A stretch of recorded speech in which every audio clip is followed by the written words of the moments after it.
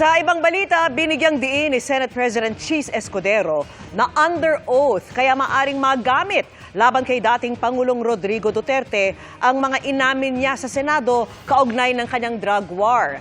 Pinag-aaralan na rin yan ng kampo ng ilang biktima. At nakatutok si Sandra Aguinaldo. Meron akong death squad,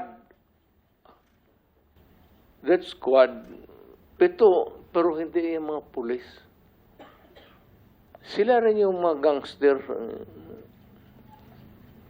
Yung isang gangster, utusan ko, patayin mo yan, kaya kung hindi mo patayin yan, patayin kita ngayon.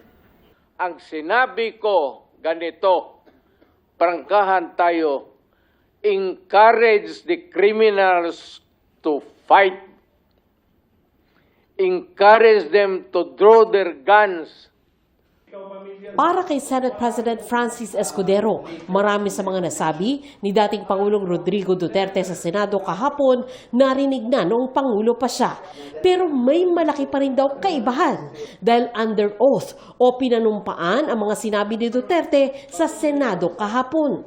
Lahat ng binitiwan niyang salita kahapon ay under oath, pinanumpaan. At sinabi niyang yan ay totoo sa abot ng kanyang nalalaman na pwedeng magamit kung sakasakali pabor o laban sa kanya. Hindi marahil pwedeng sabihin biro pa kung ano man ang pinanumpaang sinabi niya. Sabi ni Senadora Riza Ontiveros, sana ay seryosong nire-review ng Department of Justice at International Criminal Court o ICC ang maraming pinanumpaang pag-aamin ni Duterte. Gaya ng paglikha ng death squad sa Davao City, ang tangka niya habang Pangulo na kumbinsihin ng police officials na patayin ang ilang individual at ang utos niyang himukin ang mga suspect na manlaban para sila ay mapatay. Anang senadora, dapat managot muna si Duterte sa batas ng tao bago ang parusa ng impyerno dahil inako naman niya ang responsibilidad sa madugong war on drugs. Para naman kay Senador Coco Pimentel, chairman ng Senate Subcommittee na nagsasagawa ng pagdinig sa drug war, nais niyang mapag-aralan ng mga abogado sa loob at labas ng gobyerno ang mga sinabi ni Duterte habang under oath. Ang tanong, pwede bang ipagharap ng kaso si Duterte base sa mga inilahad niya sa Senado? Sabi ni Escudero na isang abogado, maaring magamit ng mga biktima ng drug war ang pahayag ni Duterte. Kasi sa dulo, kailangan mo pa rin na magrereklamo. Ang party in interest, ang pwede maging complainant ay pamilya ng biktima.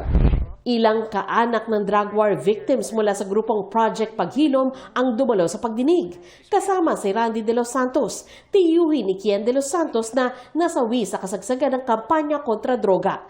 Pinag-uusapan daw ng grupo ang posibleng legal na hakbang, pero sana raw ay tulungan sila ng gobyerno. Baka po pwedeng tingnan ng Department of Justice o ng mga NBI, sila yung mas may poder para tingnan po ang mga kasong ito at balikan at maibigay yung katarungan sa mga pamilya ko na nag-aasang ng katarungan.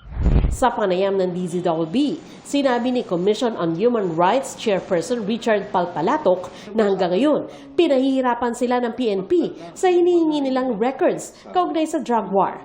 Kabilang daw sa nirarason ng PNP ang mga exemptions sa Freedom of Information sa ilalim ng Executive Order No. 2 ni Duterte. Hininga namin ang reaksyon ng PNP pero wala pa silang tugon. Si Ontiveros, nanawagan sa Malacanang na buksan sa publiko at Commission on Human Rights ang forensic data, police records at iba pang official documents ukol sa war on drugs ni Duterte. Sinubukan namin kunin ang panig ng Malacanang pero wala pa silang tugon. Para sa GMA Integrated News, Sandra Aguinaldo, nakatutok 24 oras.